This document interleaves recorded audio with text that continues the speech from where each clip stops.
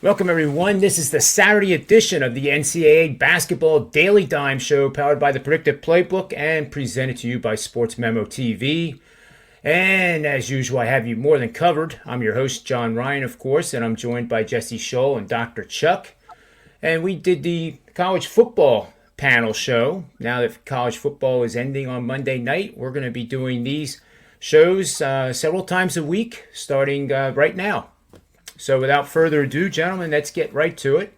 First game we're going to look at is one that Jesse identified, and it's the Iowa State Cyclones taking on the Oklahoma Sooners. What a matchup this is. The Sooners are 11-3. Iowa State is 13-1. They're 9-5 against the number. Oklahoma, the market's done well. They're 7-7 on the season against the spread. Conflicting styles of play, though, based on the totals. Oklahoma is 9-5 to the over, while the Iowa State Cyclones are 9-5 to the under. Oklahoma is a 6-point favorite at home today. The over-under is pretty low, 128.5 points. Where do you see the best bet, Jesse? Well, John, I had a play on Iowa State in their last game against Texas Tech, and if you saw that game, if you paid any money to watch that game, you probably want your money back because it was pretty ugly. Iowa State couldn't get anything going offensively, nor could Texas Tech. And apparently the bookmakers must have saw that too because they've come with low total and they're not paying a lot of respect to Iowa State here despite their superior record. But, man, I watched that game and they were impressive on defense, Iowa State, not so much on offense. They do come in ranking 219th in scoring. They only shot 30.6% from the field in that 51-47 win over Texas Tech. And Oklahoma, they're not known for their defense, but they can play a solid defensive game. They're only allowing 61.8 points per game. And the Cyclones they've gone under in 11 of their last 15 following a win. And I think if any team scores 130 points here, they're going to win this game easily. So I'm going to take a bet on under the total. Yeah, that makes sense to me, Jesse. Oklahoma's surprising style of play. We're used to their football team is just run and gun, but they're 310th out of 357 Division I basketball programs in field goals attempted per game, averaging just 55. Iowa State's 256 in that category, 56.7. So I'm with you on that one. I don't think they get close to even 120. First team to 60. Yeah, sorry, I didn't mean one team score 130, but yeah, if one team scores 65, they'll probably take it down. Yep, I knew what you were saying. So let's move on to Chuck's first pick of the day of his two Colorado State Rams. Mountain West Conference going up against their conference rival, San Diego State, the Aztecs. The Hayes Arena is location 4 o'clock this afternoon, Eastern Standard Time, Saturday, January 8th. Colorado undefeated, 11-0, 6-4 against the spread. Going up against the Aztecs, who are 9-3, and an even 6-6 against the spread. Over-under, 9-3 to the under for the Aztec games. 6-4 under for Colorado State. Total of 135.5. San Diego State, a skinny 2-point home favorite. Where's the best bet, Chuck? Well, you mentioned it. Just talking about that, we'll make this quick. It's a pretty simple play. This lit up on my analytics here. This is the home team. And, in this East Coast dominated world, as Jesse can attest to, there's 3 undefeated teams. Everybody can probably rattle off Baylor and USC, even though, USC is more widely popular across the country. The third team that's undefeated still in this nation is Colorado State. And I don't think people know that. I think when people think of the Mountain West, they think of the team they're playing today. And I think that they're still being underrated. Getting 3 points at home, I think this line is already deteriorating. So depending upon what time you get this in, get the best you can. I'd get that 3, but I would play it down to pick 'em. I think Colorado State wins this game. Nico Medved's team is for real. We talked about this on the show with John last time, not even picking Colorado State, just excited about them going forward. The metrics show they have the number 1 offensive efficiency and the number 1 effective field goal percentage in the country. They have 5 guys shooting north of 40% from deep. This team is thoroughly good. They play amazing offense. They also slow everyone down on defense. Their efficiency doesn't look perfect, but they make the opponent play at the 350th fast or tempo in the league, in the nation. San Diego State is even slower. Both teams play defense all 30 seconds. And I just can't imagine that, the fans are going to be energized. San Diego State, I feel like, is still a little bit overrated in all defense and not a very good shooting team. Colorado State has a 15% advantage in effective field goal rate in this game. And you're getting 3 points on the undefeated team at home.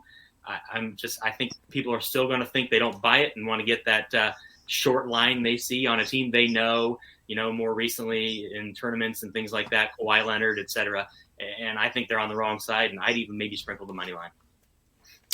And I agree with you, Chuck. Looking at some of the stats here, too, you mentioned three-point field goal percentage. You're spot on. What I like even more is that they rank 216th in attempts in three-point land, but percentage, they're number 3 in the nation at 42%. So they don't take many, but they make 42%, and that's big.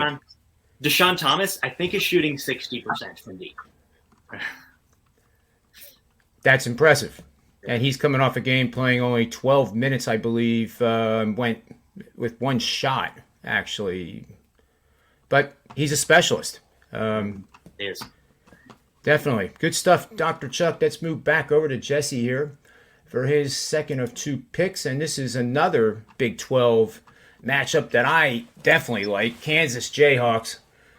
12-1 on the season, 7-5-1 push against the spread, 9-4 on the over. They're 2-0 on the road, 12-1 as a favorite. Red Raiders are 10-3 on the season, 7-6 against the number, 5-8 to the under. In other words, 8-5 under.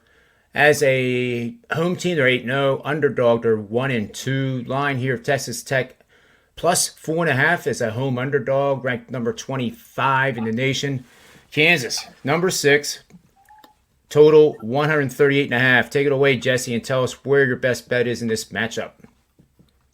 Well, I mentioned that Iowa State-Texas Tech game and how I didn't feel that it inspired much confidence in the Iowa State offense moving forward. Well, even less so for Texas Tech. They shot 38.8% from the field, 3 of 17 from three-point range, 40% from free throws, and now they're at home against Kansas, and this is a tough opponent at the best of times, but they really missed their leading scorer, Terrence Shannon, against Iowa State. He's still on the injury report with a bad back, so even if he does manage to make an appearance, you wouldn't expect him to be at 100%. And there's really nothing wrong with Kansas, is there? They've won 8 straight. They're 4-0 in their last 4 head-to-head against Texas Tech. 2 of those wins came at Texas Tech, and the Red Raiders are 0-5 against the spread in their last 5 as a home dog. And given their current situation with all the injuries and the way they're playing, this looks like a mismatch of epic proportions. Yeah, I agree with you here again. I'm trying to find questions to ask, concerns, but the way you guys break it down, it's pretty obvious. I'll just add the Jayhawks are 5-0 in their last 5 games as a favorite, up to and including 7 points. And when they're on the road as a favorite of 6.5 to 12 points, they are 7-1-1. So again, just adding more fuel to the fire of betting the Kansas Jayhawks. Good stuff. Let's move to Dr. Chuck's pick, his second of 2. This is a 8 o'clock start at Haas Pavilion. This is California Golden Bears hosting the UCLA Bruins. Bruins are 9-1, even 5-5 against the spread. The over-under is 5-5. Away, they're 2-0. Favorite, they're 9-0. California Golden Bears, 9-6 on the season, 11-4 against the spread, though. 8-7 to the over. When at home, 9-2 is an underdog. 0-5.